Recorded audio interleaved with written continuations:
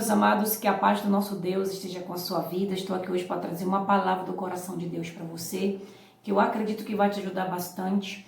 Hoje nós vamos falar a respeito do porquê de alguns sofrimentos que acontecem na nossa vida, porque que às vezes nós passamos por luta, por aflições, e a palavra de Deus ela vai nos dar um esclarecimento a respeito disso, do porquê que essas coisas acontecem conosco. Então eu quero te convidar para ir no livro de 2 Coríntios, capítulo 12, a partir do verso 7. E para que não me soberbecesse com a grandeza das revelações, foi-me posto um espinho na carne, mensageiro de Satanás, para me esbofetear, a fim de que não me exaltasse. Por causa disso, 3 vezes pedi ao Senhor que o afastasse de mim. Então ele me disse: a minha graça te basta, porque o poder se aperfeiçoa na fraqueza.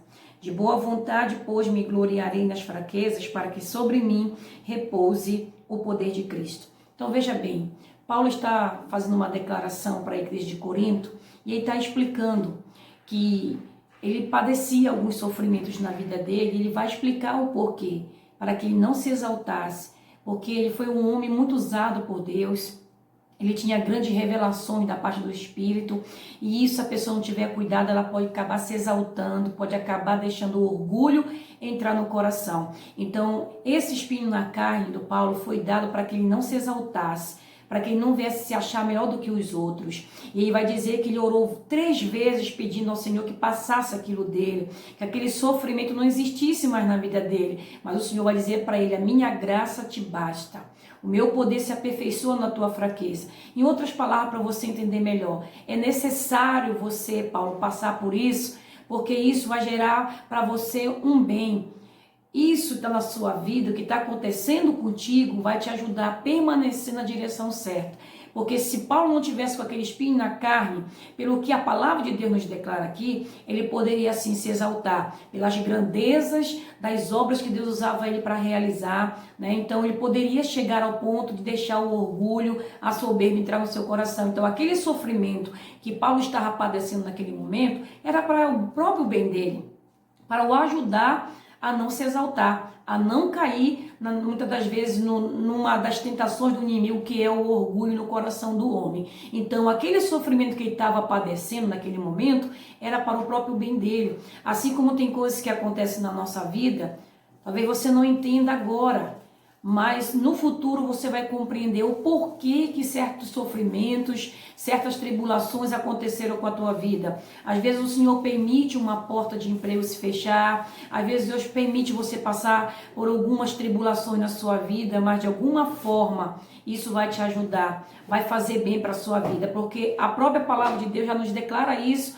No livro de Romanos 8, 28, ele diz que todas as coisas contribuem juntamente para o bem daqueles que amam a Deus, que foram chamados para o seu propósito. Então, você vê que, de alguma forma, o sofrimento que nós padecemos, as tribulações que nós vivemos, as circunstâncias difíceis que às vezes nós passamos, no final das contas, Deus está dizendo que vai contribuir para o nosso bem. Então, veja que aquele espinho na carne do Paulo estava contribuindo para que ele permanecesse de pé, para que ele continuasse com humildade no coração e não viesse se exaltar e se achar melhor do que os outros. Então veja que as lutas, as tribulações, elas têm um propósito. Tudo vai cooperar no final das contas para o teu próprio bem. Sabe, o salmista ele diz no Salmo 119, no verso 67, ele diz: antes de eu ser afligido, eu andava errado. Então veja que a aflição vai cooperar para o salmista se consertar, porque no verso 71 ele diz: foi-me bom ter sido afligido, porque agora eu guardo a tua lei.